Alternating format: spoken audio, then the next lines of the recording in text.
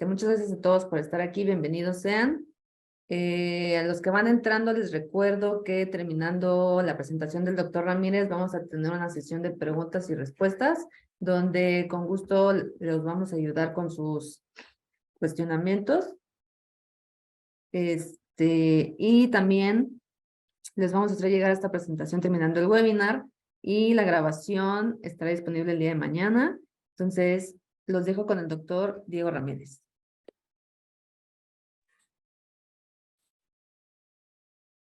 Hola, buen día a todos. ¿Cómo están? Gusto en saludarlos.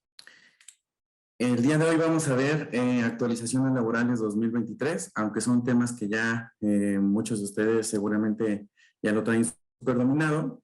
No está de más siempre hacer un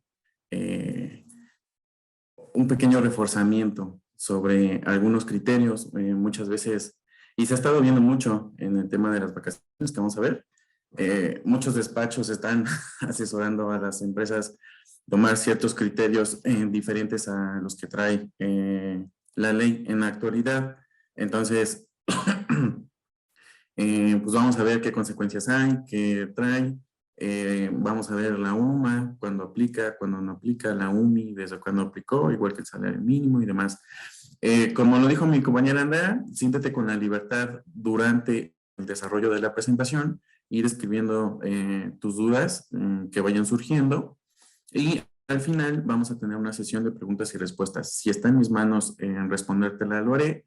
En caso contrario, no te preocupes, me la llevo de tarea, la consultamos con nuestro equipo de expertos de apoyo y la tratamos de contestar durante el transcurso del día de hoy o a más tardar el día de mañana, ¿sale? Y pues, si tú quieres poner totalmente atención y al final del webinar escribir tu pregunta, de igual manera la puedes hacer al final, no pasa nada. Y siéntete con toda la libertad de poder hacerlo, ¿sale? Bueno, vamos a iniciar.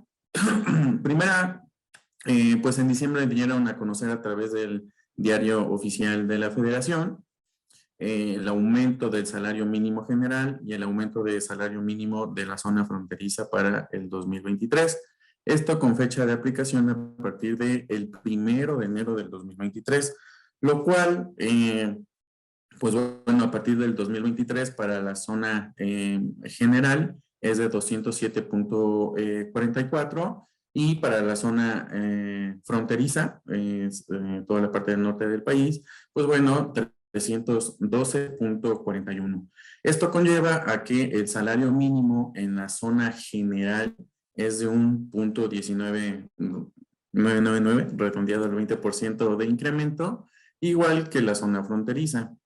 Esto pues ya ya tuvo entrada en vigor a partir del 1 de enero y dato muy importante, al incrementar el salario mínimo general, recuerda que también si tú eres por alguna razón un sector o empresa que estás manejando pagos con salario mínimo, estos de manera automática los aumenta el Seguro Social, pero pues de manera automática tú también tienes que incrementar al personal que gana salario mínimo en tu sistema de nóminas y debes de tener mucho cuidado con el personal que está en la zona fronteriza porque pues a ellos también es el incremento de manera general a partir del 1 de enero.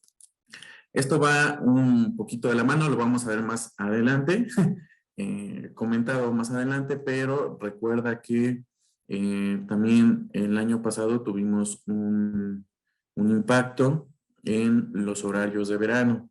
Y tú me vas a decir, bueno, ¿y qué tiene que ver el horario de verano con las nóminas? Bueno, recuerda que una de las reglas del SAT es emitir un CFDI de acuerdo al lugar de trabajo de cada persona.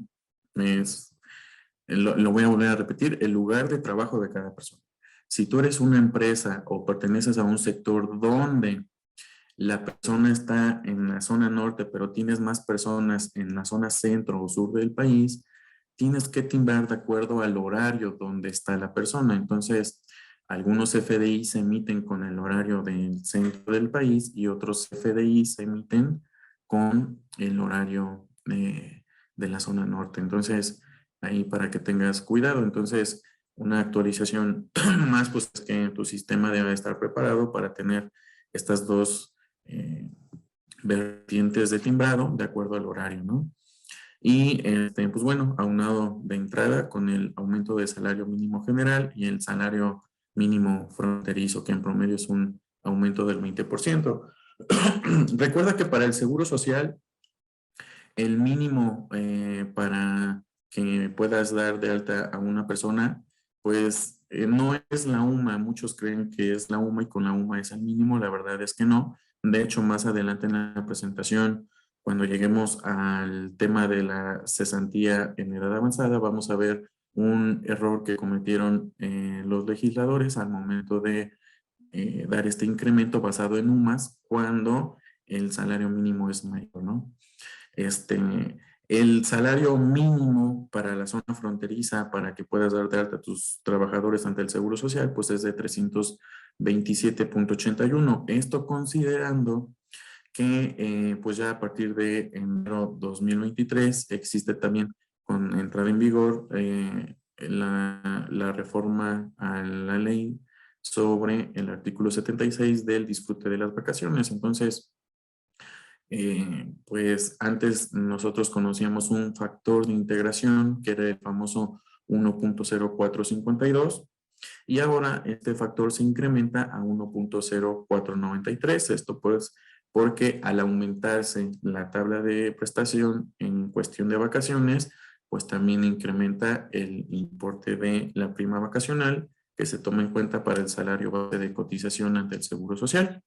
Entonces, para las personas que están en la zona norte del país, si por alguna razón están con salario mínimo, pues el salario mínimo de estas personas ante el Seguro Social, pues es el 327.81, y si es para las personas que están en toda lo que se considera zona general, pues es de 217.66. ¿Sale?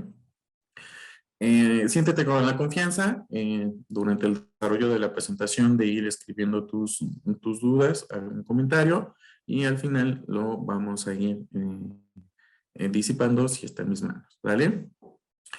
El segundo tema, pues, es el incremento a la UMA. Recordemos que la UMA es abreviación de unidad de medida de actualización, y esta tiene fecha de entrada en vigor a partir del 1 de febrero de 2023. La UMA no reemplaza el salario mínimo. La UMA es solamente, y la utilizamos en la actualidad para sacar el exento de ciertos derechos laborales de las personas que se tutelan en la ley federal de trabajo. Por ejemplo, el exento de la prima vacacional, el exento del aguinaldo, el exento de la prima dominical, el exento del tiempo extra, el exento del descanso trabajado si no tuvo otro descanso en toda la semana. Entonces, es como lo más común. El exento del fondo de ahorro también está basado en las sumas, ¿no? Vales de despensa, por ejemplo, también. Entonces, pues bueno, la UMA para el 2023 a partir de febrero es de 103.74, dejando atrás la UMA que tenemos todavía hasta hoy en la actualidad de 96.22. Esto representa un 0.078% de incremento directamente en la UMA. Si tú eres una empresa o patrón que paga o más bien que le brinda prestaciones a tus trabajadores como vales de despensa basado en UMAS, fondo de ahorro basado en UMAS, incluso de acuerdo a la ley de comedores y esta parte de restaurantes y demás de ayuda alimentaria para los trabajadores, y lo basas en UMA, pues recuerda que también debes actualizar este valor. No antes, te lo recomendamos como expertos, no antes del 1 de febrero. Si tú aplicas este exento antes del 1 de febrero, el SAT te lo va a recibir, te lo decimos porque ya tuvimos un par de defensas en ejercicios anteriores con clientes. El SAT te lo recibe como timbrado. El efecto que tiene es que después vienen y te dicen que te acreditaste un exento que no debía corresponder, aunque tenga variación en ciertos días. Entonces, la recomendación es espérate a el 1 de febrero y a partir del 1 de febrero lo haces. Si tu sistema no te deja, pues hazlo a una semana vencida, no pasa absolutamente nada. Pero algo que sí debes de tomar en cuenta es que no lo debes de hacer antes del 1 de febrero 2023, ¿sale? Bueno, también con este nuevo año llegó también el incremento a la UMI, que es la unidad de medida del Infonavit. Recuerda que para hacer un preámbulo, antes el Infonavit basaba los descuentos en una manera muy tradicional de descuento en veces de salario mínimo. A partir del 2016 que hubo esta separación del salario mínimo y nació a lo que se le conoce como UMA, en el 2017 fue cuando el Infonavit dijo, yo no voy a ir con los incrementos de salario mínimo y tampoco voy a ir con los incrementos de la UMA. Voy a sacar mi unidad de medida Infonavit, que es la abreviación de UMI, y yo voy a dar mis propias actualizaciones por año. El Infonavit no genera un decreto o no lo publica en el diario oficial de la federación. Si ustedes se dan cuenta, siempre son boletines o comunicados que el propio Infonavit hace y da a conocer en su página oficial y en sus redes oficiales. Y de ahí pues se hace una distribución de conocimiento. Es el único instituto que no publica sus actualizaciones en el diario oficial de la federación. A partir de este 1 de enero, ya nuestro factor de descuento de veces de salario mínimo, por así llamarlo, pues deja de ser 91.56, que era lo que veníamos descontando el ejercicio pasado, para entrar con este nuevo importe de actualización a 96.32. El descuento de cuota fija, ese se sigue manejando de manera igual, y te informan en la emisión bimestral, pues ese lo aplicas en tu descuento de nómina. El de porcentaje de salario, pues es un porcentaje del salario base de cotización que traiga en actualidad el trabajador, y el único que sí sufre cambio en el importe de actualización, pues es ese salario que pasa de 91 a 96 pesos, ¿sale? Y esto ya debió haberse aplicado ahorita en el mes de enero. Aquí hay un pequeño paréntesis que sí me gustaría hacer. En estricto sentido, el Infonavit siempre ha indicado todos los años que su unidad de descuento la actualiza dentro de los 10 primeros días hábiles del mes, justo como se actualiza el índice nacional de precios al consumidor y la tabla de actualizaciones, el día 10 de cada ley, como lo marca, el día 10 de cada mes, perdón, como lo marca la sagrada ley, ¿no?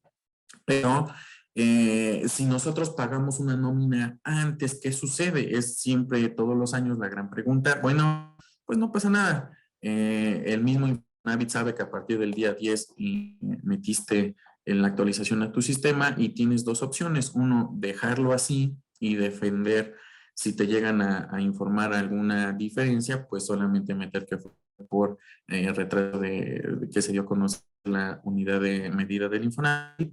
O la segunda es, en las siguientes nóminas, descontar al trabajador simplemente la diferencia de la UMI pasada a la UMI actual de los días que hayan transcurrido, en lo que el Infonavit dio a conocer el nuevo importe. No pasa mayores, es fácil de solucionar esta parte, ¿sale? El porcentaje de incremento entre la entre la UMI 2022 y la UMI 2023, pues representa un 0.05% de incremento, que pues incluso está por debajo de la inflación, ¿sale? En este tema vamos a ver lo que es la actualización de cesantía en edad avanzada y la vejez. Hace como 2 años, más o menos, en el 2021, 20 más o menos, se dio a conocer que íbamos a tener una reforma en la ley del Seguro Social con fecha de aplicación a partir de enero de 2023. Esta reforma es exclusivamente para la cesantía en edad avanzada y la vejez y exclusivamente en las dos subramas de esta cesantía en edad avanzada se va modificando exclusivamente la parte patronal. La parte del trabajador no se toca, ¿sale? Esa es la primera aclaración. ¿Y esto cómo lo sacaron? Bueno, lo que el legislador dijo fue que íbamos a empezar con unos incrementos basados en la UMA. Primero íbamos a tomar un salario mínimo, como aquí lo vemos, un salario mínimo de entrada, y este iba a valer 3.150%, ¿no? Que es lo que ya teníamos anteriormente. Y luego de ahí dijo, ¿sabes qué? Para darle continuidad vamos a tomar 1.01 salario mínimo a 1.50 UMA. Si nosotros hacemos esta conversión ya en importe, vamos a encontrar de entrada dos errores que cometieron los legisladores y que ahora todo el sector patronal y todos los que nos dedicamos a nóminas tenemos que corregirles la tarea. ¿Y cómo es? Bueno, ellos partieron diciendo, vas a tomar un salario mínimo y esa va a ser tu base, ¿no? Nadie me está cotizando en el Seguro Social abajo del salario mínimo. Luego dijeron, en el siguiente brinco, para darle continuidad de un salario a 1.01, de entrada ahí hay un error. De hecho, en todos los brincos, ese es el primer error del legislador. Si ustedes agarran la UMA multiplicada por 2 y luego agarran la UMA y la multiplican por 2.01, se van a encontrar que hay una diferencia de 2 sumas a 2 sumas punto 0.1. Y la primera pregunta es, si un salario, o sea, me cae entre esa diferencia, entonces ya no le calculo cesantía en edad avanzada ni lo meto a algún porcentaje de incremento, pues la respuesta es no. Es ahí el primer ejercicio donde nosotros debemos de corregirles la tarea de los legisladores. ¿Cómo lo tenemos que hacer? Pues bueno, entonces, del importe que tenemos, voy a poner un ejemplo aquí. Aquí está representado como lo está viendo el legislador. Si nosotros tomamos dos sumas, en este ejemplo valuado en 92.22, sería de 192.44. Aquí hay un error, era 96.22, una disculpa. Son 192.44. Si lo hacemos a 2.01, el importe se me sube a 193.40. O sea que si un trabajador gana 193 pesos, que está por debajo del mínimo, nada más es para el ejemplo, entonces ya no me caería en ningún porcentaje de incremento. La respuesta es no. Hay que hacerlo como las tablas de ISR entre el límite inferior y el límite superior. Si aquí terminamos con 192.44, el comienzo acá sería 192.45 y te vas al último brinco de la UMA, 2.50. Y de este importe, entonces te sigues acá 240.56 y te vas a 3 UMAs, a 288.66. Y luego acá, en vez de saltarte a 289.62, pues la continuación sería 288.67 y terminas en el límite superior de 336.77. Y así sucesivamente. Este es el primer error que no previeron los legisladores. Como ellos lo vieron fue incremento los brincos con el punto 0.1, pero no quisieron la aritmética de hacerlo en importe, lo que representa en importe, y entonces hay un nicho ahí entre el límite superior de un rango anterior entre el límite inferior del siguiente rango, es decir, entre el importe que termina y el importe que comienza del siguiente rango, ¿no? Entonces, hazlo de continuidad, es el primer error que tenemos que subsanar. El siguiente, pues es, ellos empezaron con un salario mínimo, que si lo recordamos, vamos a irnos al de la zona general, está en 207.44. Cuando ellos dicen, haz una conversión en los primeros límites de un salario mínimo, vamos a dejarlo para no echarle tanta pedrada, en 207.44. Y si nosotros nos vamos a la UMA, suponiendo también echándoles un poco de ayuda, que está en 103 ya en febrero, 103.74, si la multiplicamos por 1.50, no le llego al salario mínimo. Entonces, quiere decir que en la UMA sigue estando por debajo del salario mínimo, lo cual el rango número 1 y el rango número 2 y el rango número 3 no me sirven. Y entonces me obligan por rango de UMA a que la mayoría de mis salarios caigan en el cuarto rango en adelante. Es decir, mis incrementos de la cesantía en edad avanzada van a caer entre 3.7% a 4.24%. Y así me supongo que cada año vamos a tener que estarles corrigiendo la tarea si es que ellos nos sacan un decreto de corrección del decreto. ¿Sale? Entonces, por ahora, en lo que se vive de manera operativa en toda la iniciativa privada y muy seguramente en el sector público donde calculamos nómina, pues bueno, tenemos que corregir la tarea en esas dos vertientes. Una es, no te confíes con esta multiplicación de un rango a otro rango, porque entre el límite inferior y el límite superior de el importe de la multiplicación de las sumas hay un huequito, justo como se representa aquí. Y este huequito puede que caiga un salario ahí y entonces pues no es que no le pague, simplemente es que no lo previeron y pues no se está tomando en cuenta el salario que debe de ser. Y el IMSS evidentemente no te va a dejar de cobrar las cesantías simplemente por un error del legislador. Ellos se van a pegar justamente al límite inferior y límite superior y así es como lo van a estar sacando ya en esta primera emisión que la vamos a recibir en febrero del 2023. Ya casi en unos 15 días estaremos recibiendo las primeras emisiones ya con este incremento de segregación en los salarios que tenemos en nuestro centro de trabajo, ¿sale? Y la segunda, pues recuerda que los tres primeros límites no te van a servir, regularmente te vas al cuarto en adelante, pues porque el salario mínimo y la UMA simplemente no puedes tener por esencia un límite inferior alto y un límite superior bajo, no da, ¿sale? Bueno, el siguiente tema es el incremento en los límites inferiores y superior de las tablas de descuento del ISR de nómina, ¿sale? Bueno, en este sentido, también en diciembre del 2022 se dieron a conocer las nuevas tablas como lo conocemos en el mundo de la nómina y relaciones laborales, las nuevas tablas de descuento del ISR, ¿no? De nómina del impuesto sobre la renta.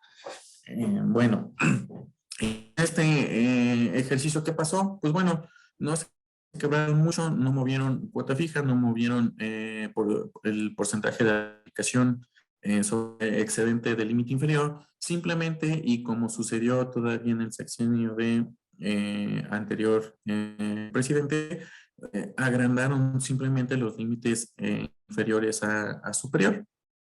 Y sobre eso fue que y sacaron la nueva tabla, ¿no?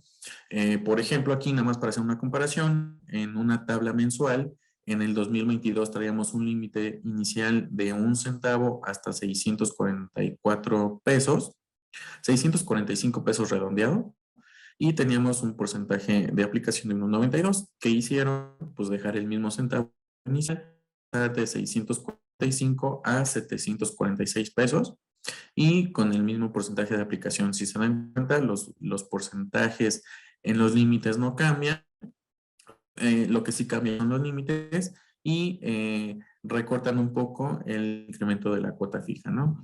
Y pues bueno, entonces, ¿qué es lo que sucede? Pues que si antes tú estabas en este rango de tu salario donde ganaba 10,000 pesos, por ejemplo, pues tenías una cuota fija de 772 y un porcentaje de descuento del 16%. Esos mismos 10,000 pesos los ganas en el 2023, pues ahora del 16 se te descuentan un 10,88, lo que hace el efecto que a los trabajadores reciban un poco más de ingreso en su nómina porque se les está reteniendo menos ISR. No es que esté mal el cálculo, simplemente que como se agrandan los límites inferior y superior, pues los salarios se mueven a su nuevo límite, a su nuevo renglón y cambia el cálculo del ISR, ¿sale? Entonces, ese es el efecto para las tablas del ISR. Estas tablas del ISR, recuerda también que se debieron actualizar a partir del 1 de enero del 2023. Si tú no las actualizaste por alguna razón y empezaste a timbrar nóminas así, es correcto. El SAT debió haber recibido mínimo la primera nómina del 2022 con las tablas del 2022. Pero el efecto que vas a tener es que no va a tardar mucho en el que el SAT venga y te diga que a pesar de que ellos no tenían listos sus validadores de timbrado, porque también lo tuvieron listo como por ahí del día 5 o 6 de enero, tú aplicaste una tarifa que no correspondía al periodo 2023. Entonces lo que tienes que hacer es una corrección porque te acreditaste en estricto sentido más crédito al salario, lo que se le conoce subsidio al empleo, te acreditaste más subsidio al empleo en el cálculo del descuento del ISR, ¿no? Recordemos que con este incremento en el salario mínimo, el salario mínimo mensual anda por ahí de los 6,200, 6,300 pesos mensuales. Y el subsidio de empleo no se movió y llega hasta 7,300 pesos.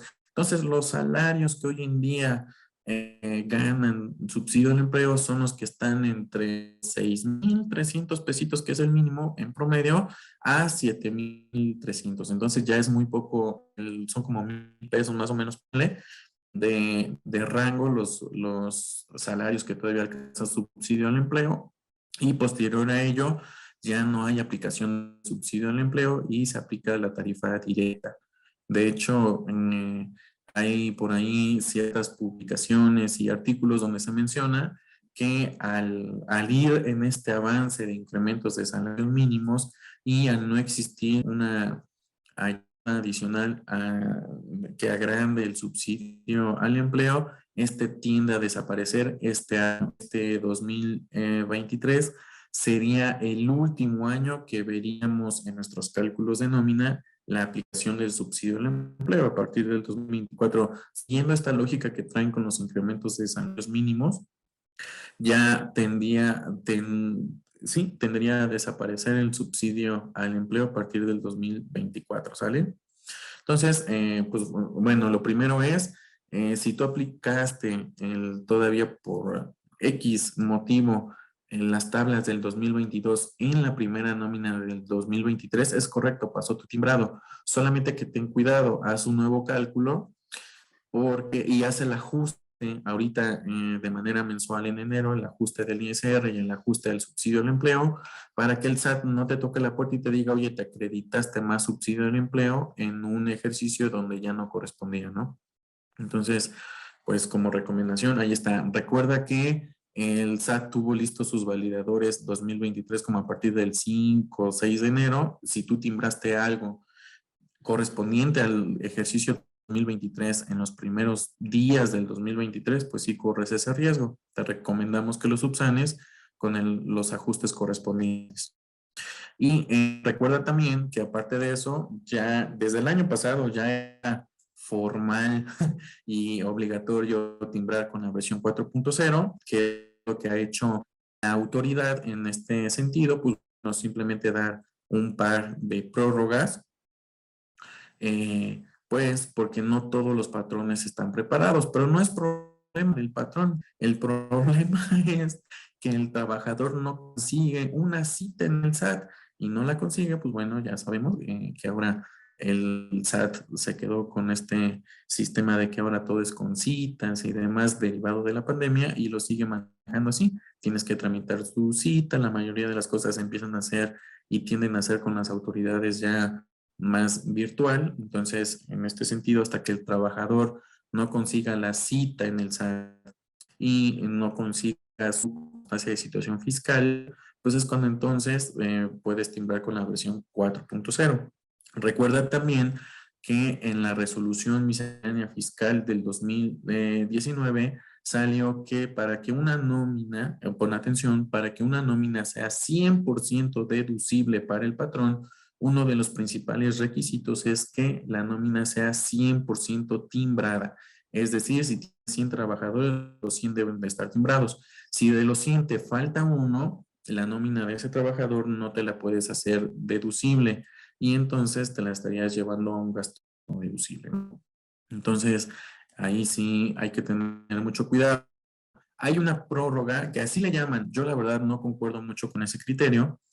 Te voy a dar mi explicación y el criterio del por qué. Se manejó en redes sociales en el mes de diciembre que ahorita en el 2023 el SAT iba a dar una prórroga adicional para que todavía timbraras con la versión 3.3 y a partir de marzo ya es obligatorio, ahora sí, según dicen, timbrar con la versión 4.0. Yo no comparto que esto sea una prórroga y te voy a decir por qué. Recordemos que por esencia en nuestro Código Fiscal de la Federación nos indica que al terminar un ejercicio y comenzar el otro, puedes hacer cancelaciones, correcciones, timbrados del ejercicio inmediato anterior. Es decir, en enero y febrero puedo hacer cancelaciones, retimbrados o timbrados del ejercicio 2022. ¿Por qué? Bueno, porque en el mes de marzo las personas morales, es decir, las empresas, tienen la obligación de hacer su declaración de persona moral y en abril viene la declaración de personas físicas. Entonces, por esencia, en el Código Fiscal de la Federación tenemos el mes de enero y febrero para hacer correcciones de timbrados o si algo se te pasó a timbrar, timbrarlo en enero y febrero de 2023, lo que se te haya pasado del 2022. Por eso yo no comparto que sea una prórroga más. Yo más bien digo, pues es que eso no es una prórroga, eso viene en el Código Fiscal. Ahora, si tú eres una empresa, vamos a poner el ejemplo así, que tú tiendes a hacer tu declaración de persona moral el 15 de marzo del 2023, pues bueno, está más que entendido que desde el 1 de enero de 2023 hasta el 14 de marzo de 2023 para hacer cancelaciones, correcciones y timbrados, retimbrados del 2022. Y así cada año. Si te das cuenta, no es una prórroga como lo manejó la autoridad. Simplemente ese derecho ya lo teníamos desde el Código Fiscal de la Federación, donde te permite hacer ese tipo de correcciones en los FDI sale. Recuerda también que para esto, pues bueno, se manejó como una prórroga, pero realmente no lo es.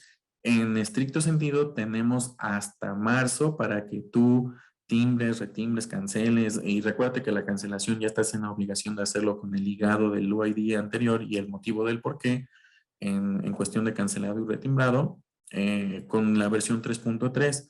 Nosotros en BOP, desde el año pasado, como buena práctica, y pues hicimos un gran trabajo con nuestros clientes para empezar a timbrar con la versión 4.0.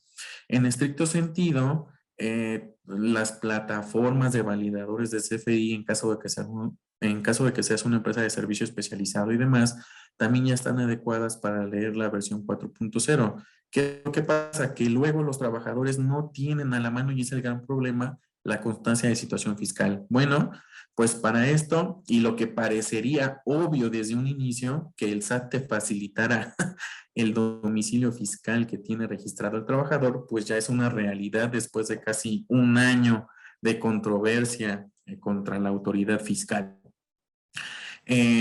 Hace un par de 2, 3 semanas dieron a conocer un procedimiento donde a través de tu portal del SAT, como persona moral o física, si tienes trabajadores, y los trabajadores todavía no consiguen la famosa constancia de situación fiscal, tú puedes conseguir este dato. ¿Cómo lo puedes hacer? Bueno, de manera general te lo platico, ingresando a la página de SAT, del lado derecho al módulo de otros servicios, me parece, y ahí de manera muy breve, según ellos, puedes hacer tú la solicitud, el registro de solicitar a la autoridad el código postal de tus trabajadores. Y según esto lo puedes hacer siempre y cuando en tu Excel pongas el RFC de tus trabajadores escrito perdón, con mayúsculas, sin acentos, sin puntuaciones y demás. Y esto lo copias a un Excel y luego lo conviertes a un TXT convertido con la versión ANSI, ya sabes, lo comprimes y lo subes a este módulo. Nosotros al final de la presentación, cuando te enviemos la presentación al correo que registraste, te mandaremos de manera muy amigable una guía que dio a conocer el SAT, y ahí se define paso a paso, son como 5 pasos a lo que hay que hacer, pero es ingresas a tu buzón, de manera general ingresas a tu buzón, del lado derecho te vas a otros servicios, luego la constancia de situación fiscal, que es ahí, y subes un archivo comprimido en zip, y la autoridad te lo regresa contestado. Eso es lo que no tengo muy presente, si es de momento o con un lapso de tiempo, te lo contesta. En el campo donde tú pusiste el RFC escrito con mayúsculas y sin nada de signos, te regresa el código postal que tiene registrado la persona. Y ese código postal es el que tú debes ingresar en tu sistema para poder timbrar con la versión 4.0. Entonces, lo que parecería lógico desde un inicio, que en vez de que el trabajador pidiera la constancia y fuera un calvario conseguirla para luego traerla al patrón y el patrón a informar al SAT que sí es una tribulación increíble, pues bueno, el SAT ante, ante este calvario de los trabajadores, pues ya te da este requisito que ahora te exige el CFDI 4.0, que parecería desde un inicio, pero no fue así, para que los trabajadores pues ya no se tengan que mover y más bien tú lo consigas, ¿no? Recuerda que para esto en nuestros sistemas medianamente se deben de adecuar porque puedes tener trabajadores que tengan dos domicilios, el fiscal y el social. Te lo voy a poner así. Recuerda que para las autoridades fiscales existen 3 domicilios: domicilio fiscal, convencional y social.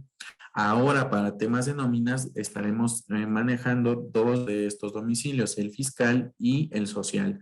¿Por qué los llamamos así? Bueno, el fiscal es el que tienen registrado ante el SAT, es el domicilio que tienen para quejas, notificaciones, X cosa ante el SAT.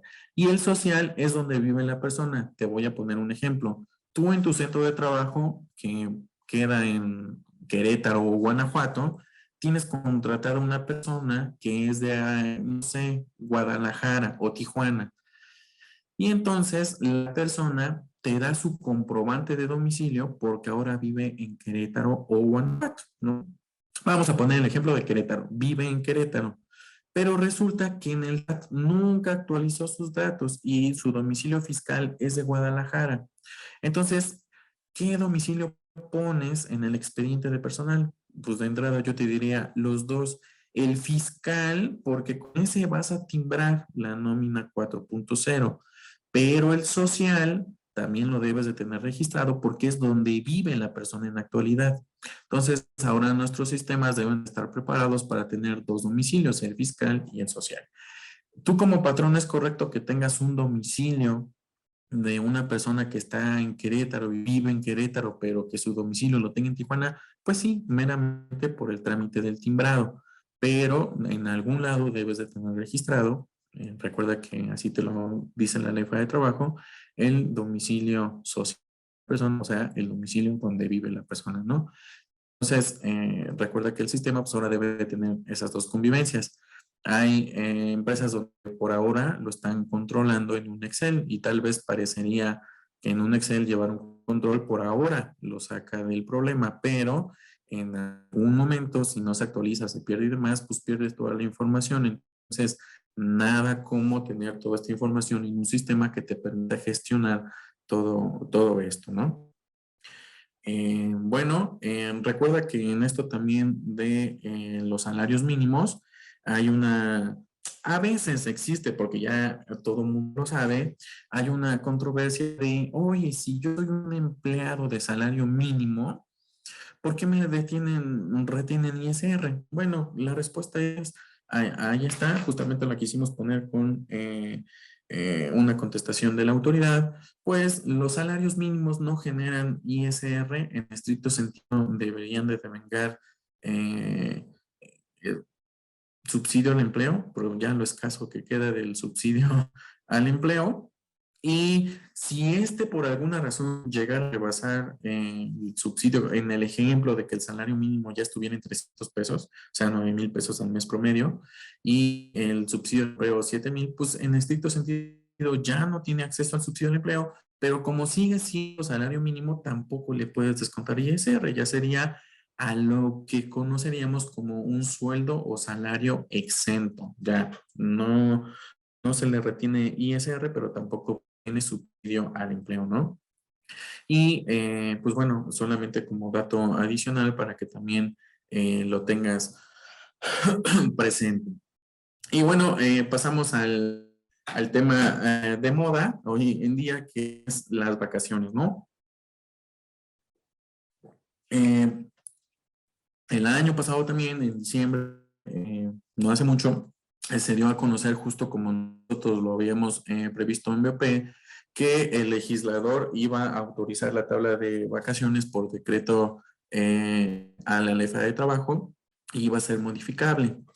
Y justamente la autorizaron como nosotros lo habíamos previsto, no iba a tener cambios. Donde sí tuvo cambios fue en el disfrute, pero aquí lo voy a explicar en varios pasitos porque hay varios temas que abrazan el gran tema de las vacaciones. Uno es en materia fiscal, otro es en materia contable, otro es en materia estrictamente seguro social IMSS y otro es materia laboral. ¿Sale? Vamos a empezar con la parte de fiscal.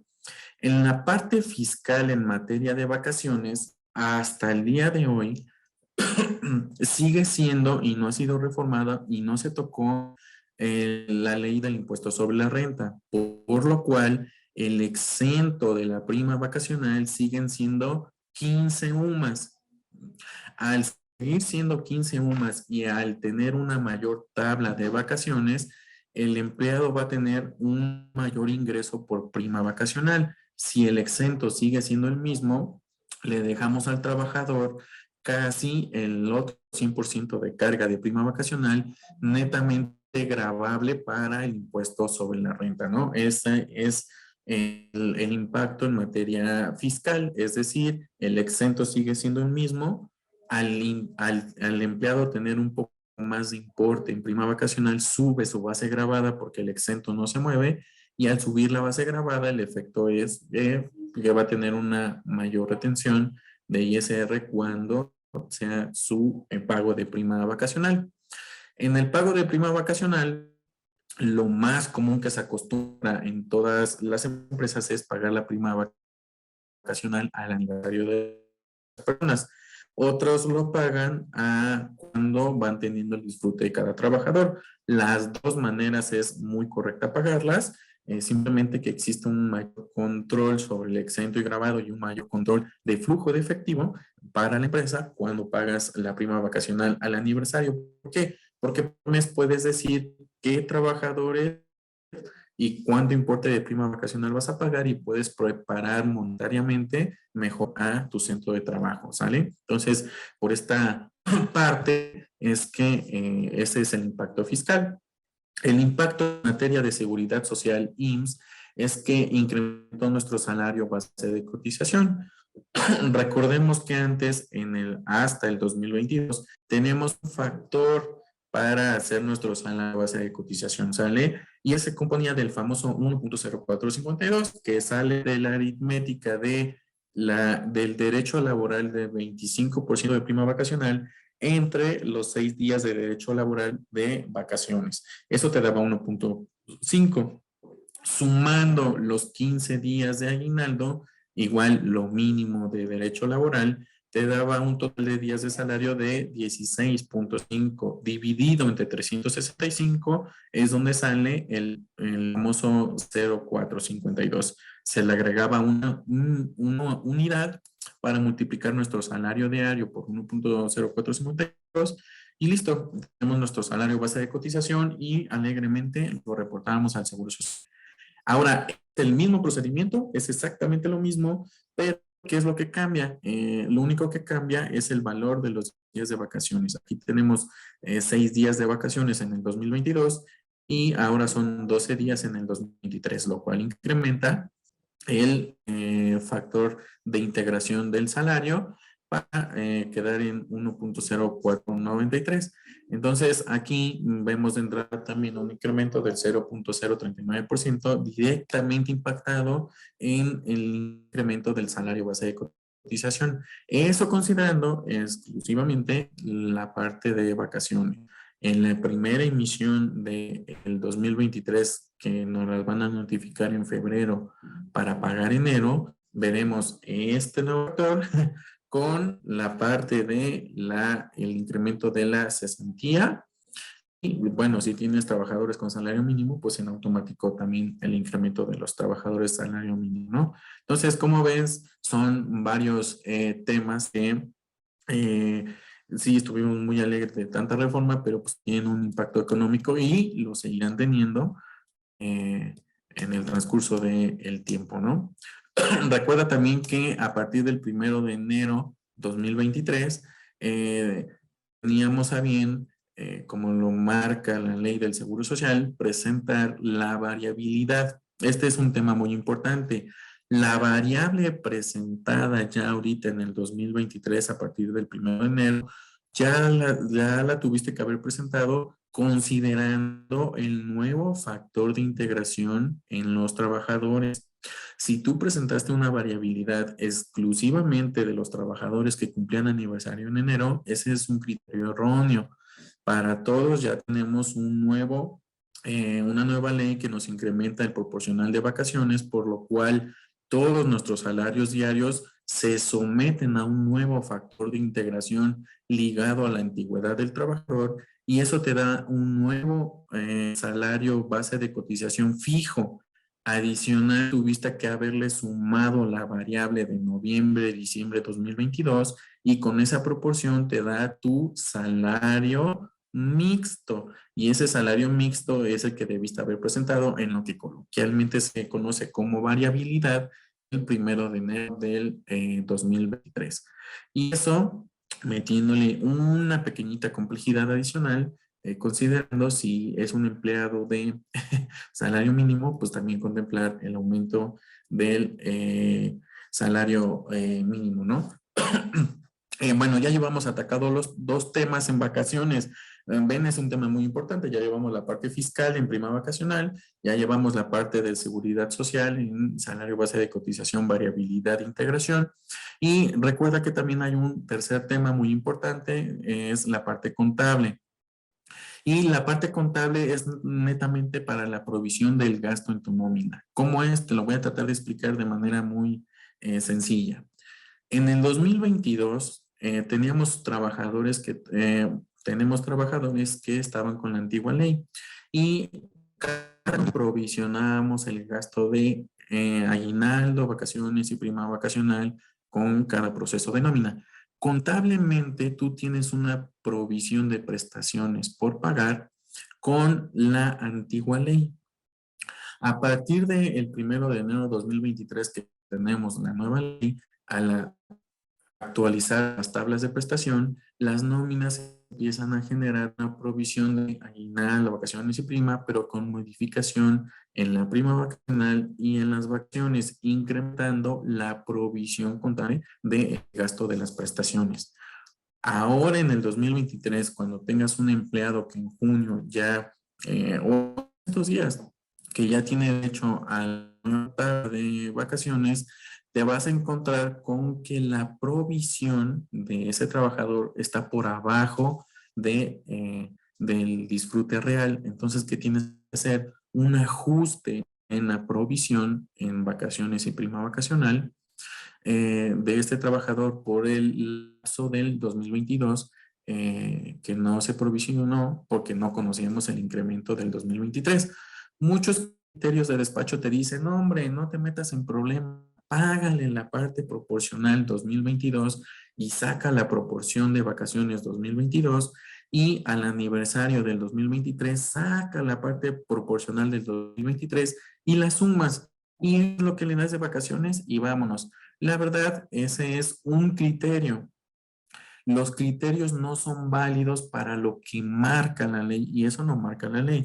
Lo que te dice la ley es a partir del 2023 los trabajadores tendrán acceso a una nueva tabla de vacaciones y esta nueva tabla de vacaciones evidentemente no es retroactiva. Al no ser retroactiva quiere decir que el saldo de vacaciones que tienes en la actualidad simplemente se respeta, más no se incrementa. Entonces, en este sentido, si, me voy a poner de ejemplo, yo mañana cumplo un aniversario en empresa, entonces tengo derecho a mi nueva tabla. No se vale que me den la proporcional del 1 de enero a el 26, 25 de enero con la nueva tabla y me respeten lo del 2022. Eso no es así. Si ustedes gustan un poco más de asesoría personalizada de acuerdo a su centro de trabajo y cómo poder hacer el ajuste en las provisiones de vacaciones y prima vacacional, con mucho gusto agendamos una cita, vemos agendas y los podemos guiar en la mejor práctica para que puedan hacer esto, ¿sale? Pero sí es muy importante consideren la provisión. Ese es el tercer tema dentro de las vacaciones, ¿no? El tema contable. Y el otro tema es el tema laboral. En el tema laboral, recuerda que la preparación es al aniversario. No se vale aplicar criterios como normalmente ¿no? Los abogados encuentran una laguna y de ahí lo tomamos. Esa no es la esencia de reforma. Y ante estos criterios, ya la Secretaría del Trabajo sacó un comunicado donde no se vale todo esto, incluso la Secretaría de Trabajo en sus propias redes sociales, más en Instagram, están muy activos en este sentido, donde te dicen que sí y que no de la reforma de vacaciones, ¿sale? Recuerda que la parte de dentro de lo laboral también está la cotización del IMSS, ya se debió haber reconocido el nuevo factor de integración para los incrementos y más por aniversario, también lo tenemos que ajustar. Recuerda que el disfrute de las vacaciones, aunque la nueva tabla de vacaciones es a 12 días, pues bueno, no pueden tomar los 12 días consecutivos, pueden tomar 6 consecutivos y los otros 6 los van tomando de acuerdo al centro de trabajo, ¿no? Igual en todos los demás registros mínimos son 6, 6 los que sí pueden tomar continuo y los demás es de como acuerdo con el patrón. Te recordamos que todo acuerdo que hagas con los trabajadores tiene que ser de manera escrita, no lo dejes verbal, hazlo de manera escrita, te firman con tinta azul, nombre completo, fecha y lo guardas para que en caso de alguna controversia con el trabajador, los acuerdos tengan validez. No lo dejes de manera verbal, hazlo por escrito y esto basado en el artículo 50 de la Ley de Trabajo, ¿sale? Entonces, pues bueno, estos son los temas en vacaciones, que es la parte fiscal. Aquí vimos la parte de la prima vacacional exento, del IMSS, base de cotización, variabilidad, aumento de salario mínimo, contable, la parte muy importante de provisiones, y la ley laboral, el disfrute del derecho, los criterios que a veces toman erróneamente, y el disfrute y acuerdos internos. Eh, Otro tema que sí debemos de tomar en cuenta es que nos sorprendieron varios estados, como ya es costumbre cada año, el incremento al impuesto, al porcentaje del impuesto sobre nómina. Aguascalientes pasa del 2 a 2.5, a California hay una sobretasa simplemente de manera transitoria en este 2023. La tasa me parece que está en 1 punto o 2 puntos por ciento y hay una sobretasa en este 2023 que te tienes que aumentar voluntariamente, forzosamente, un 1.25%, y en el 2024 dirán si se sigue aplicando o no, pero el factor total del 2% me parece no se mueve, simplemente se calcula una sobretasa.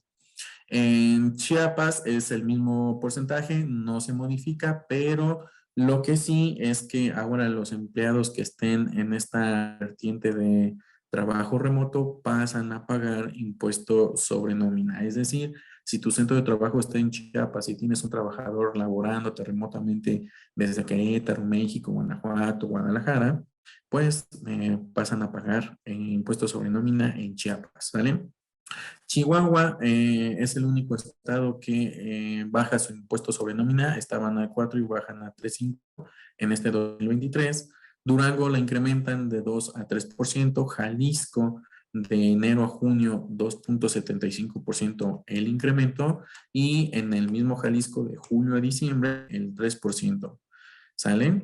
Y de ahí pues hasta el otro año a ver qué dicen. Quintana pasa del 3 al 4 y Sonora del 2 al 3%, todos publicados en las leyes ya hacendarias de cada estado.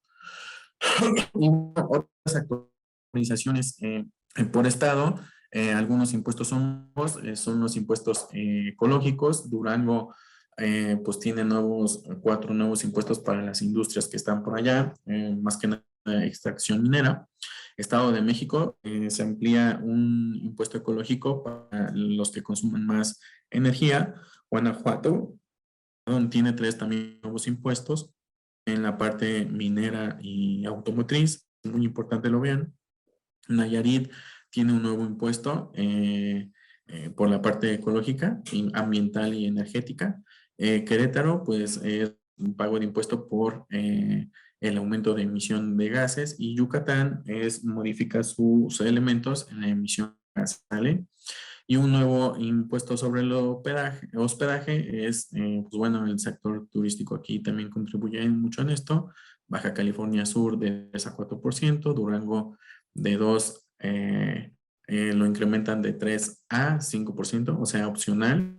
Lo puedes pagar el 3, puedes pagar el 4, 4, 5, estás dentro del margen, pero que sea de 3 a 5. Nayarit de 4 a 5, Querétaro de 2, 5 a 3, 5 en plataformas digitales.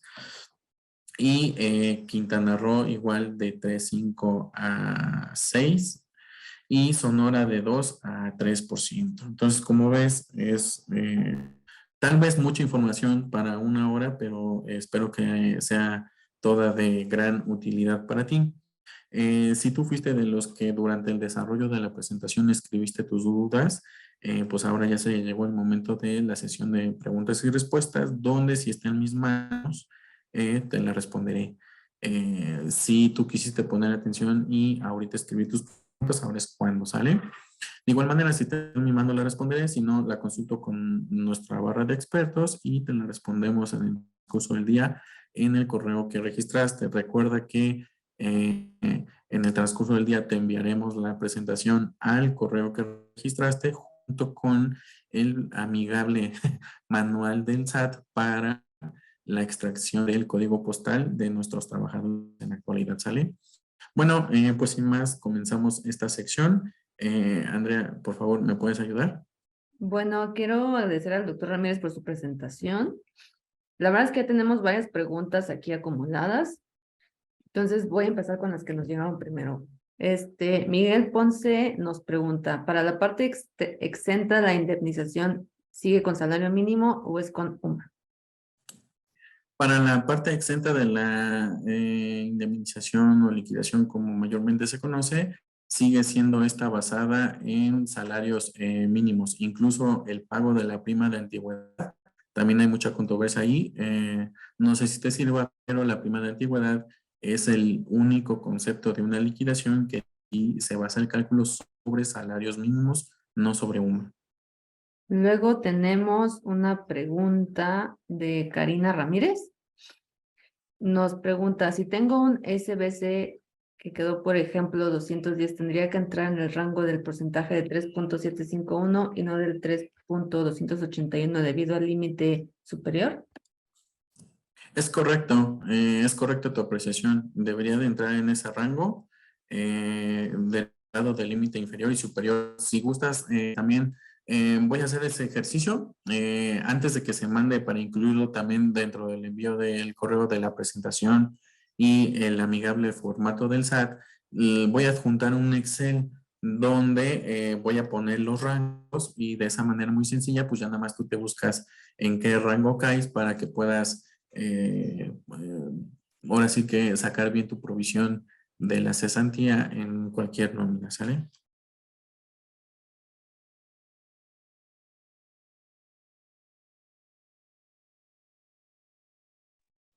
Bueno, siguiendo con Diana Mendoza nos pregunta, ¿cuándo se empieza a aplicar el cambio de cesantía? El cambio de la cesantía en edad avanzada ya se tuvo que haber aplicado a partir del 1 de enero del 2023. Si tú no lo has hecho, el impacto que vas a tener es que tu provisión que llevas generada en cada nómina del 2023 se va a quedar por debajo del pago del IMSS que hagas en febrero correspondiente al mes de enero. Ese es el primer impacto. El segundo impacto es que puedes estar aplicando, no aplicando de manera correcta esta provisión si no la tienes registrada. Por eso me voy a dar a la tarea de hacer esta tablita de los rangos límites inferior y superior para que lo puedas hacer de manera correcta con tus trabajadores y en tu nómina. Ok, vamos a hacer otras dos preguntitas más. René Hernández nos pregunta, ¿el tope de SBC sigue siendo de 25 UMAS? Es correcto, el tope del salario base de cotización, ese sí se queda pasado en 25 más hasta la fecha. Aquí tenemos una pregunta de Claudia Hoffman que te pregunta, Diego, ¿cuándo se hace efectivo el cambio del aumento de vacaciones? ¿A partir del 1 de enero o hasta que el trabajador cumpla su aniversario? Hola Claudia, gusto en saludarte. Para el Seguro Social ya fue inmediato a partir del 1 de enero. Para el disfrute del trabajador es a la fecha de aniversario. A ver, siguiendo con Alejandra Piña, ¿para el pago de la prima vacacional se paga proporcional? No, la prima vacacional recuerda que se paga regularmente y de manera operativa. Lo más tradicional es al aniversario y esa tampoco cae dentro del esquema proporcional, ¿eh? Si yo, me voy a poner de ejemplo, en este año cumplía 3 años y me tocaban 12 días de vacaciones, pues bueno, ahora me tocan 16. La prima vacacional va sujeta al porcentaje de 16 días de vacaciones, no la puedes pagar proporcional. Es ahí donde tocaba el tema contable, tenemos que ajustar las provisiones porque este año incrementa el gasto tanto en vacaciones como en prima vacacional. Ok, aquí tenemos una solicitud de Laura, que si tienes el comunicado por parte de la STPS donde nos confirman cómo se debe aplicar para no utilizar el criterio de los abogados. Sí, claro, está en su página oficial, pero de todos modos te mandamos el link. Lo estoy aquí apuntando para agregarlo antes de que se mande el correo, meter la tablita de los límites inferiores y la liga de límites inferiores y la liga de la Secretaría de Trabajo. Perfecto, lo considero para mandarte. De acuerdo, nada más vamos a dar otros 5 minutitos para las preguntas. Las que no alcancemos a contestar aquí en vivo, no se preocupen, se las vamos a mandar contestadas vía mail. Por si no alcanzamos a abarcarlas todas. Verónica Castillo nos pregunta, ¿qué pasa si tengo un colaborador con salario mínimo y se le cobra impuesto? Es una mala praxis, te recomiendo que lo subsanes ahorita en el 2023, es decir, hagas una devolución, no sé si sea semanal o quincenal, te voy a dar el ejemplo de que ese trabajador mínimo, por esencia, debería de ser semanal.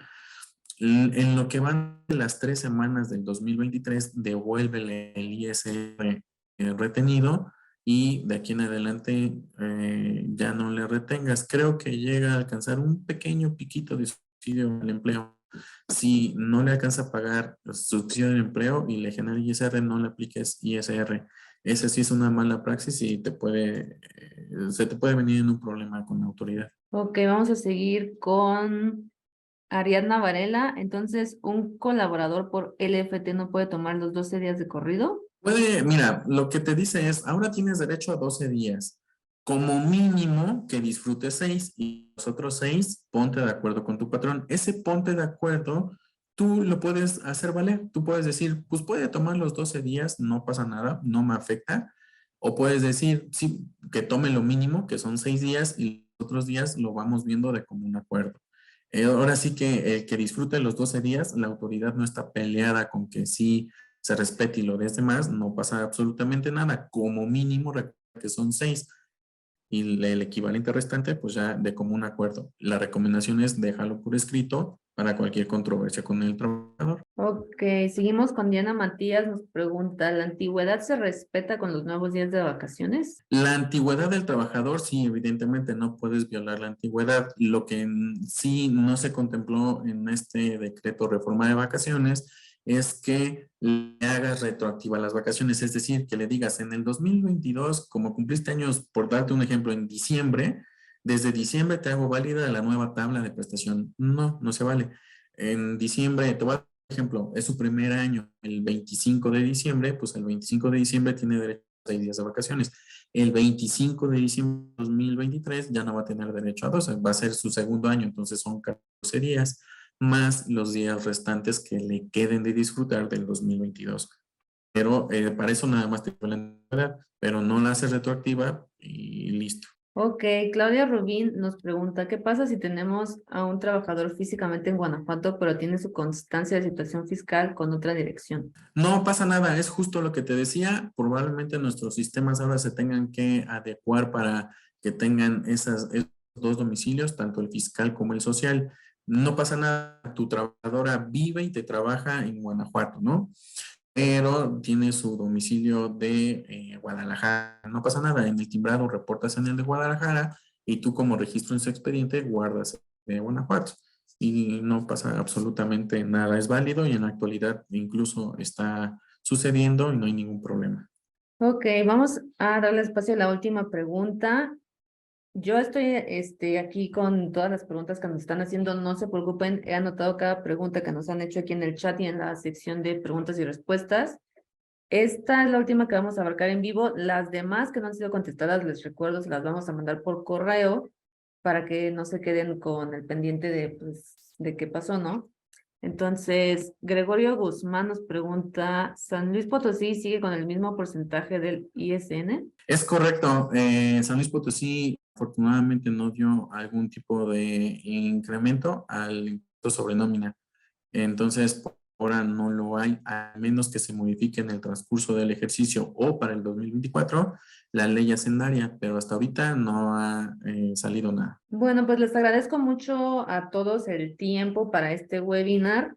Les vamos a mandar, como acordamos, un PDF con todas las preguntas que se iban a lo largo de la sesión para que todos tengan acceso, a ellas.